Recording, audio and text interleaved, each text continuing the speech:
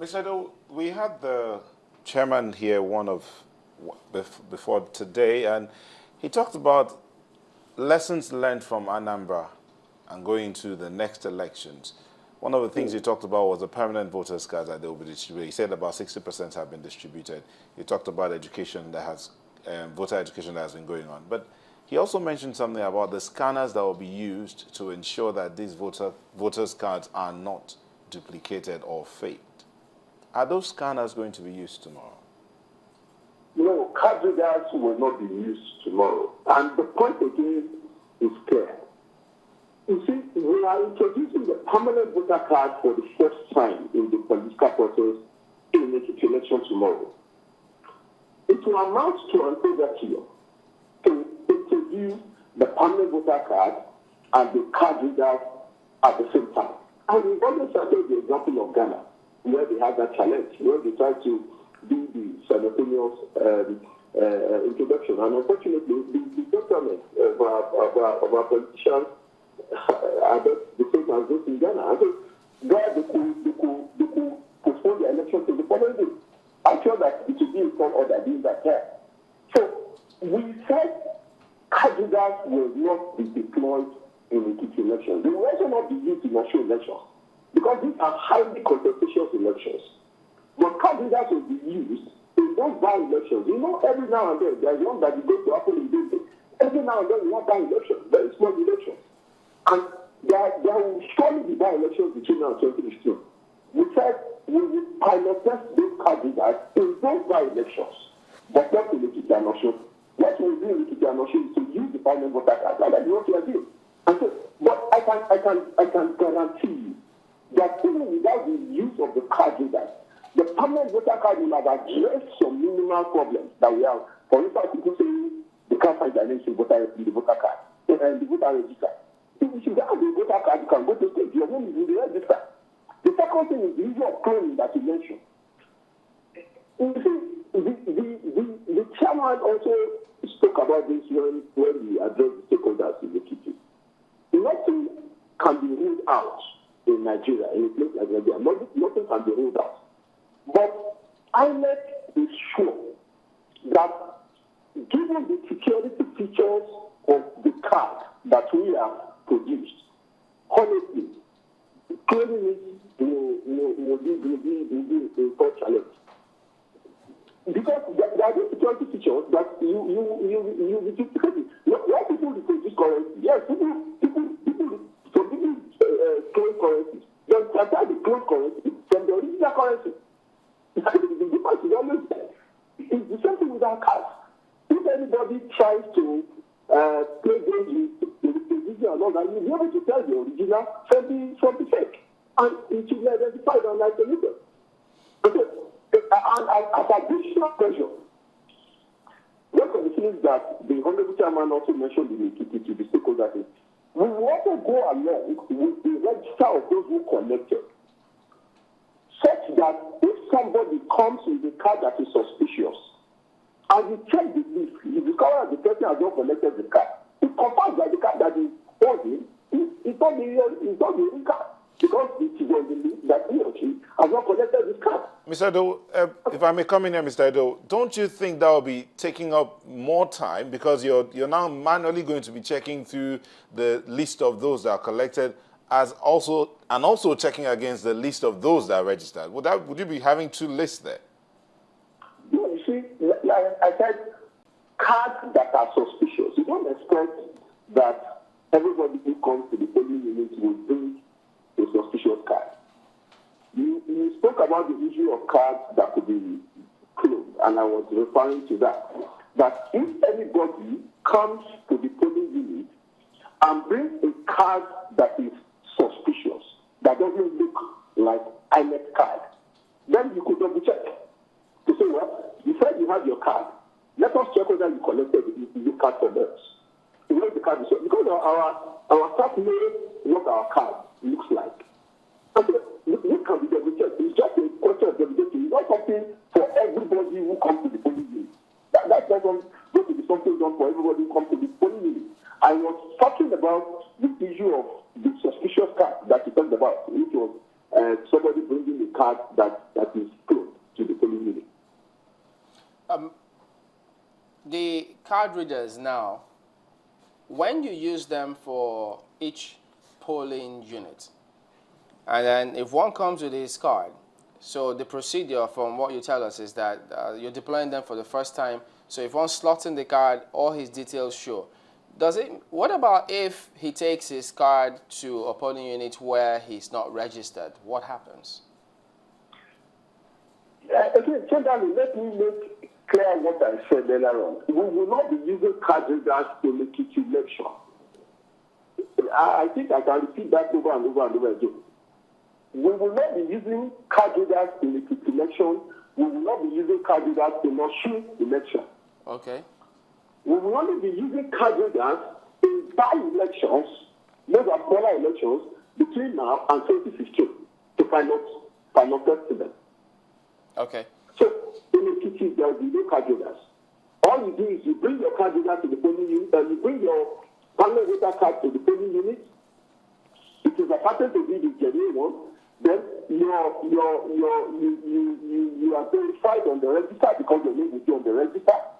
And then you are accredited to vote.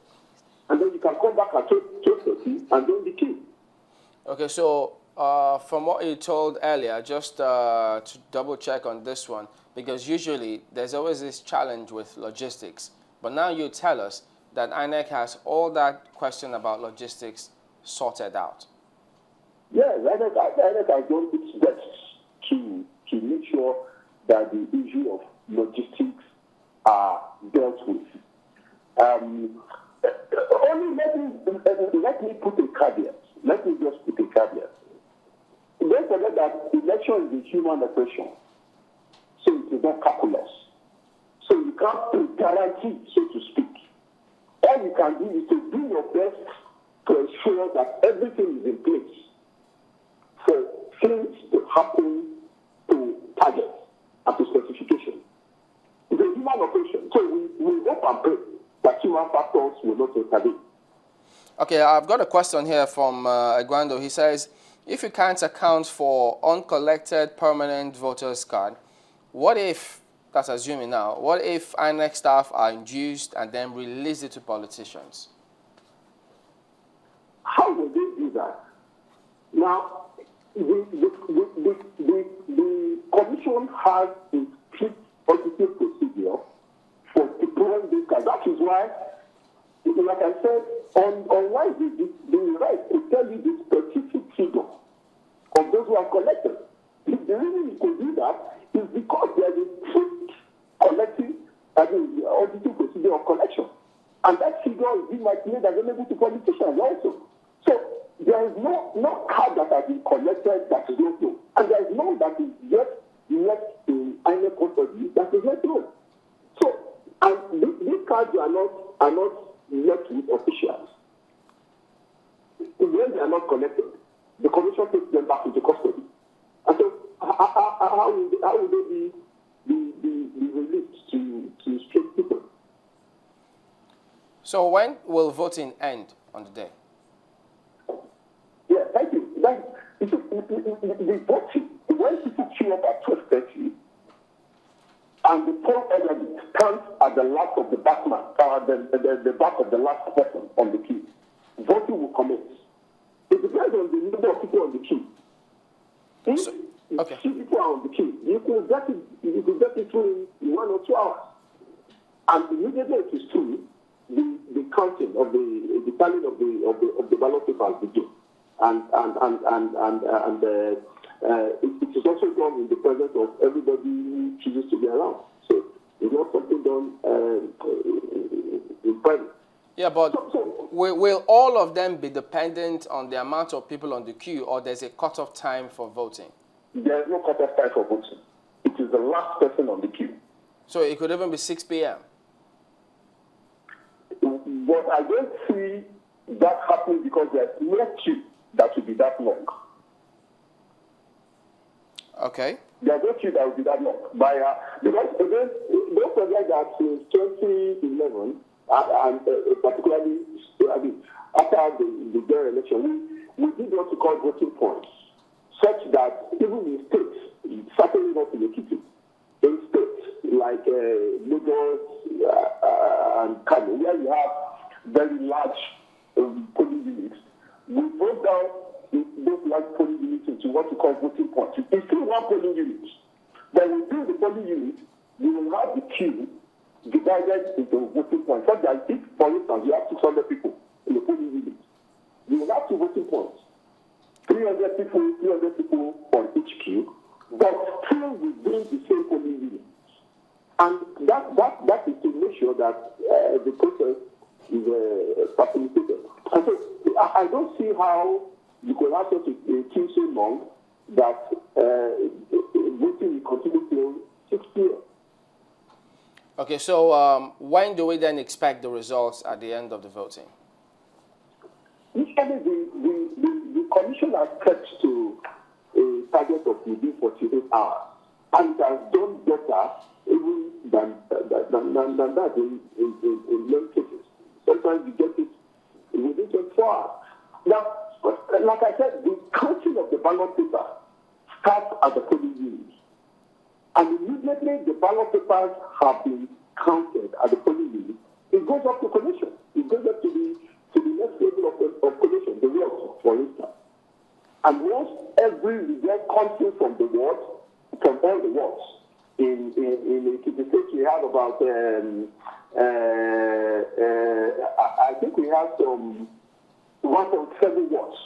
Once all the results come from the 107 wards in Ekiti State, it goes up to the local government.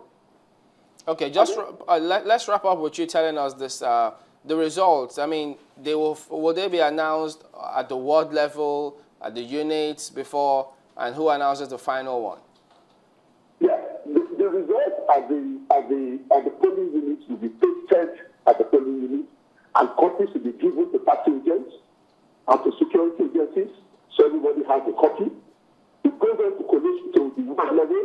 The results will be pasted. There's no announcement, so to speak. The result will be pasted because only one person has the legal power to announce the result, and that is the returning officer, which is at the final level. So the result will be pasted at the ward level and copies given to every party agent and security agency.